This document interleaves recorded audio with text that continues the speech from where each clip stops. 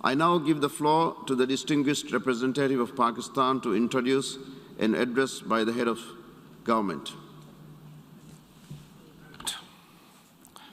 Mr. President, I have the great honor to introduce a recorded statement by His Excellency Mr. Imran Khan, the Prime Minister of the Islamic Republic of Pakistan. Bismillah ar-Rahman ar-Rahim. Iyaka na'budu wa iyaka nasta'in. Mr. President, I congratulate you on assuming the presidency of the 76th session of the General Assembly. I also wish to express appreciation for the significant achievements of your predecessor, Volkan Bozkır, who guided the Assembly skillfully under the difficult circumstances imposed by the COVID-19 pandemic. Mr. President, the world is facing triple challenge of the COVID-19, the accompanying economic crisis, and the threats posed by climate change. The virus does not discriminate between nations and people, nor do the catastrophes imposed by uncertain weather patterns. The common threats faced by us today not only expose the fragility of the international system, they also underscore the oneness of humanity. By the grace of Almighty Allah, Pakistan has been successful so far in containing the COVID pandemic. Our collaborated strategy of smart lockdowns helped save lives and livelihoods and kept the economy afloat. Over 15 million families survived through a social protection program of Asas. Mr. President, climate change is one of the primary existential threats that our planet faces today. Pakistan's contribution to global emissions is negligible, yet we are among the 10 most vulnerable countries to the effects of climate change in the world. Being fully aware of our global responsibilities, we have embarked upon game-changing environmental programs, reforesting Pakistan through our 10 billion tree tsunami, preserving natural habitats, switching to renewable energy, removing pollution from our cities, and adapting to the impacts of climate change. To address the triple crisis of COVID pandemic, economic downturn, and climate emergency, we need a comprehensive strategy that should include, number one, vaccine equity. Everyone, everywhere, must be vaccinated against COVID, and as soon as possible. Two, adequate financing must be made available to developing countries. This can be ensured through comprehensive debt restructuring, expanded ODA, redistribution of unutilized SDRs, and allotment of a greater proportion of SDRs to developing countries. And finally, provision of climate finance. Three, we must adopt clear investment strategies which help alleviate poverty, promote job creation, build sustainable infrastructure, and of course, bridge the digital divide. I propose that the Secretary General convene an SDG summit in 2025 to review and accelerate implementation of sustainable development goals. Mr. President, because of the plunder of the developing world by their corrupt ruling elites, the gap between the rich and the poor countries is increasing at an alarming speed. Through this platform, I've been drawing the world's attention towards the scourge of illicit financial flows from developing countries. The Secretary General's high-level panel of financial accountability, transparency, and integrity called the FACTI panel, has calculated that a staggering $7 trillion in stolen assets are parked in financial haven destinations. This organized theft and illegal transfer of assets has profound consequences for the developing nations. It depletes their already meager resources, accentuates the levels of poverty, especially when laundered money puts pressure on the currency and leads to its devaluation. At the current rate, when the FACTI panel estimates that $1 trillion every year is taken out of the developing world, there will be a mass exodus of economic migrants towards the richer nations. What the East India Company did to India, the crooked ruling elites are doing to the developing world, plundering the wealth and transferring it to Western capitals and offshore tax havens. And Mr. President, retrieving the stolen assets from the developed countries is impossible for poor nations. The rich countries have no incentives or compulsion to return this ill-gotten wealth. And this ill-gotten wealth belongs, remember, to the masses of the developing world. I foresee in the not-too-distant future, a time will come when the rich countries will be forced to build walls to keep out economic migrants from these poor countries. I fear a few wealthy islands in the sea of poverty will also turn into a global calamity like climate change.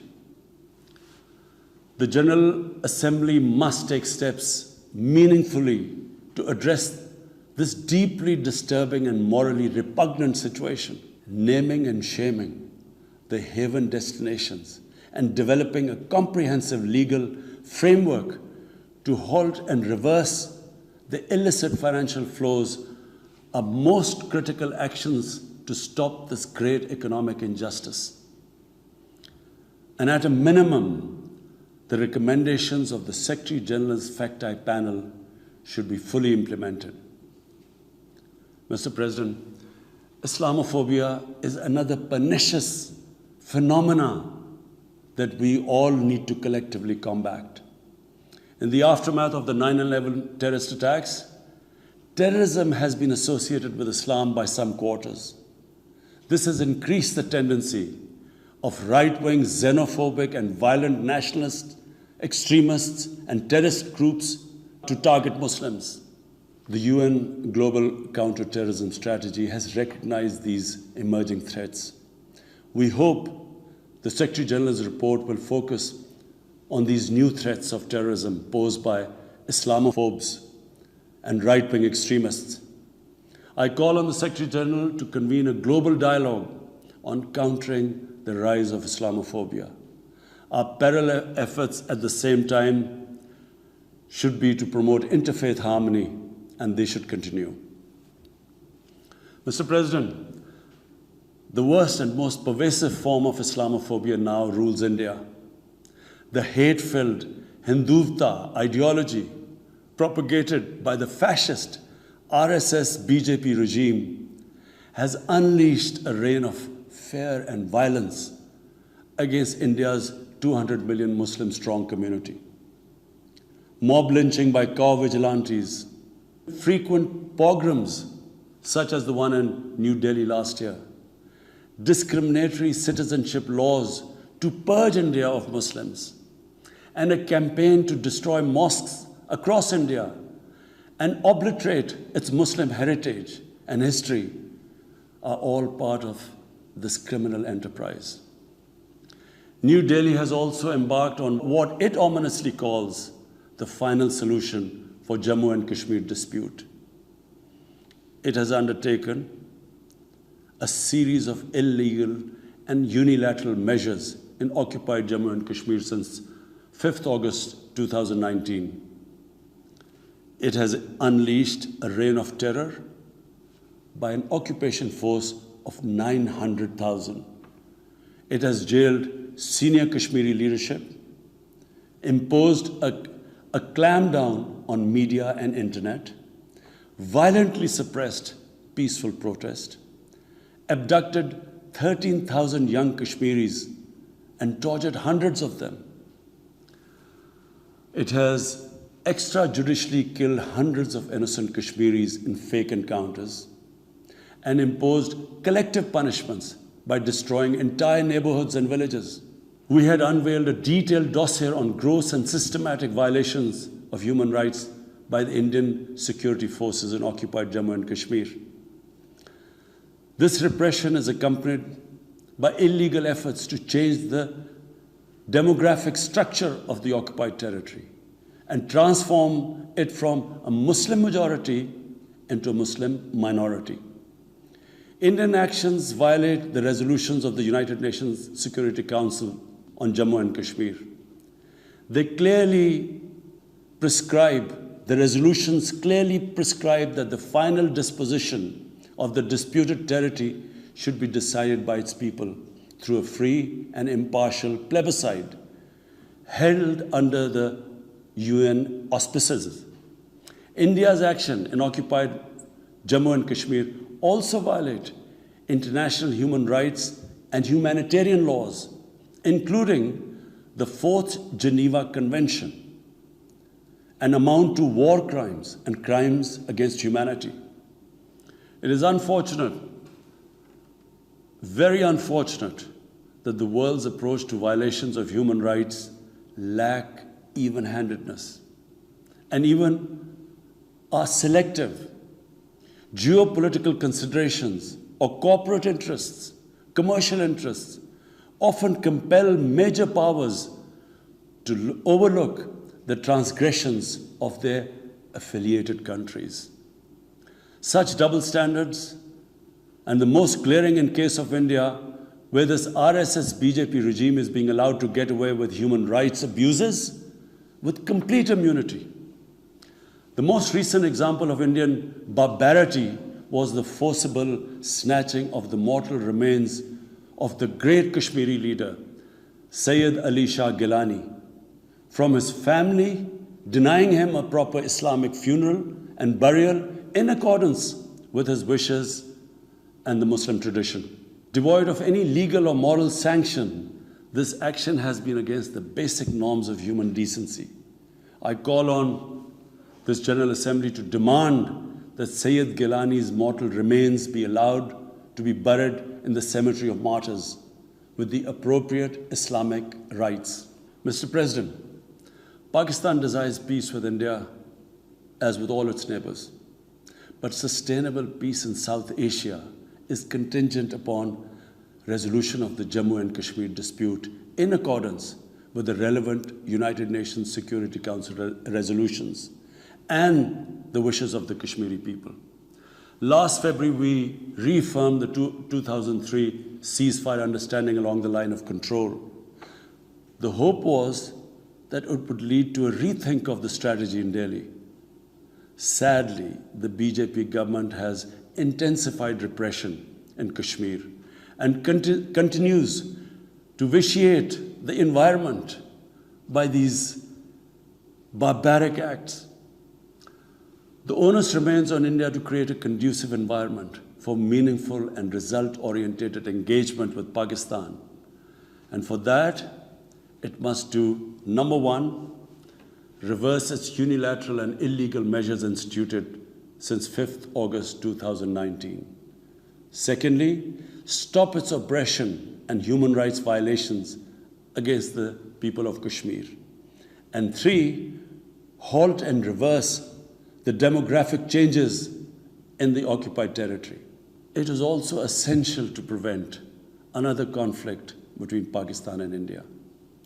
India's military buildup, development of advanced nuclear weapons, and acquisition of destabilizing conventional capabilities can erode mutual deterrence between the two countries.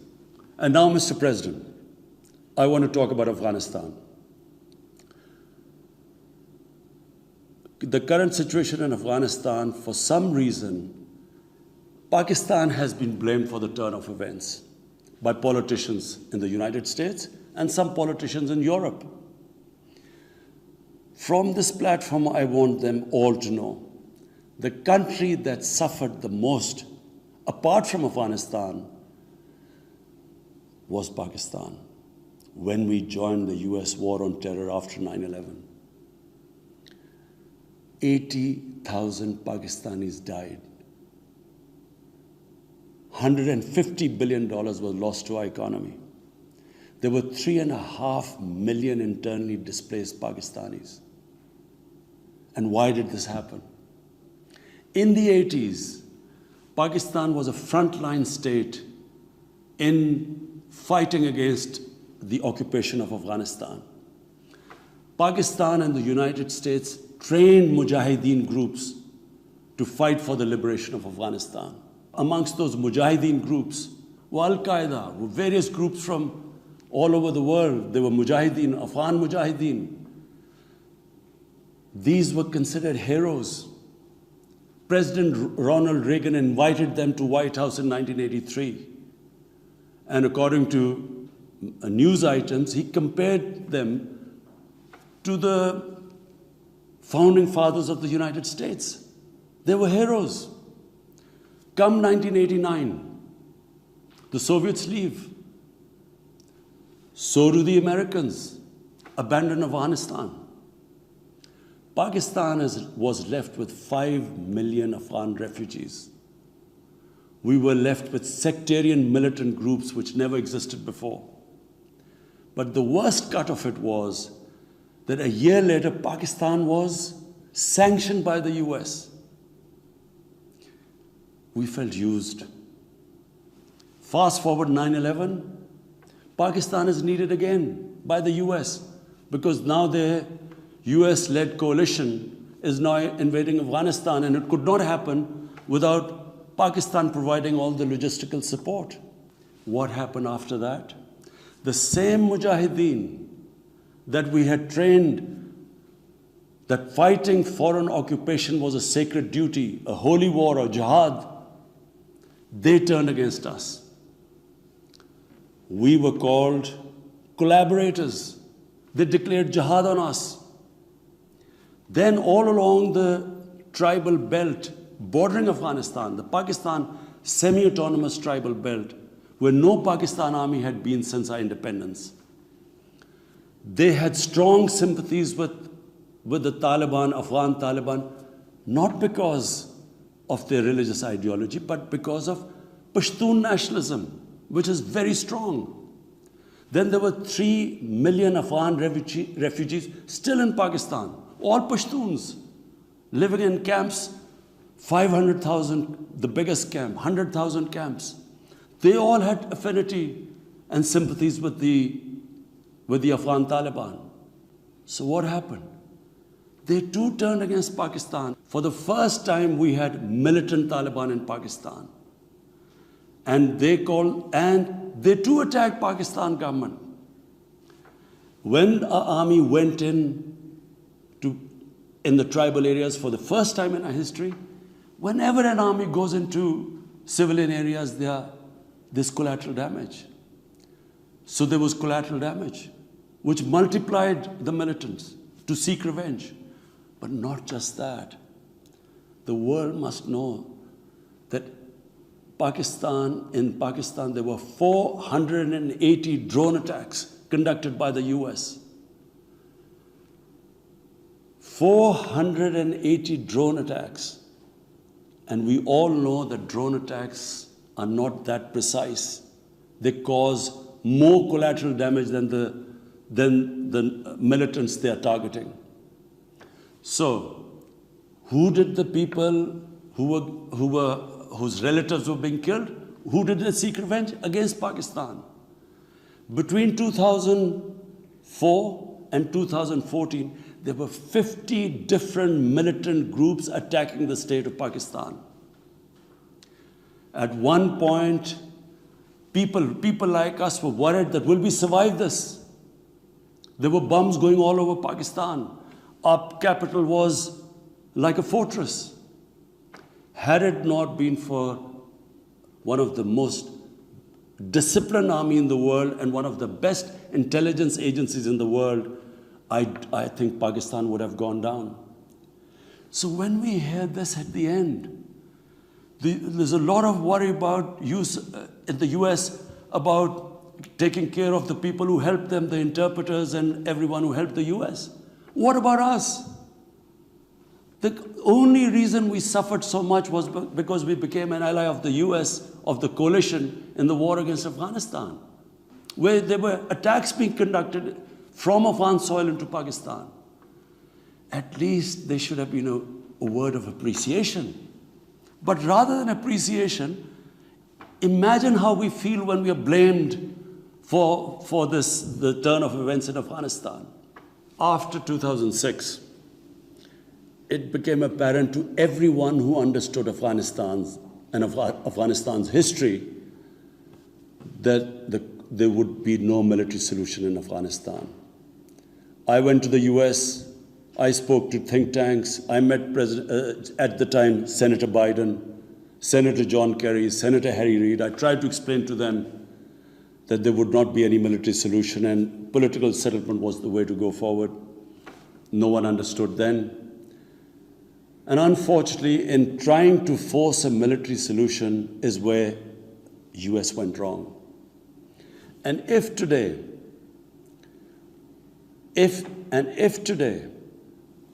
the world needs to know why the Taliban are back in power, all the world has to do is do a deep analysis of why 300,000 well-equipped Afghan army, and remember, Afghans are one of the bravest nations on earth. Why did this 300,000 Afghan army give up without a fight? The moment a deep analysis of this is done, the world would know why the Taliban are back in power, and it's not because of Pakistan. So, Mr. President, right now, the whole world community should think, what is the way ahead? There are two paths we can take. If we neglect Afghanistan right now, according to the UN, half the people of Afghanistan are already vulnerable. And by next year, almost 90% of people in Afghanistan will go below the poverty line. There's a huge humanitarian crisis looming ahead. And this will have serious repercussions, not just for the neighbors of Afghanistan, but it will have repercussions everywhere if a destabilized, a chaotic Afghanistan again becomes a safe haven for international terrorists. The reason why the US came to Afghanistan in the first place. So therefore, there is only one way to go. We must strengthen this current government, stabilize it, for the sake of the people of Afghanistan. What have the Taliban promised? They will respect human rights. They will have an inclusive government. They will not allow this soil to be used by terrorists. And they have given amnesty. Now, if the world community incentivizes them, encourages them to walk this talk, it will be a win-win situation for everyone. Because these are the four things that in Doha, when the US was talking to the Taliban, these were the conditions the dialogue was all about. So if the world can incentivize them to go this direction, then after all, this 20-year of presence, of coalition presence in Afghanistan would not be wasted, because Afghan soil would not be used for international terrorism. So I end my talk, Mr. President, by urging everyone that this is a critical time for Afghanistan. You cannot waste time. Help is needed there. Humanitarian assistance has to be given there immediately. And the Secretary General of the United Nations has taken bold steps I urge you to mobilize the international community and move in this direction. Thank you.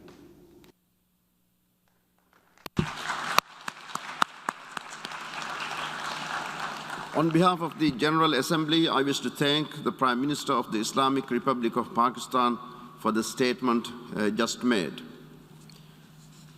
The Assembly will hear an address by His Excellency Irakli Garibashvili, Prime Minister of Georgia. May I request protocol to escort His Excellency.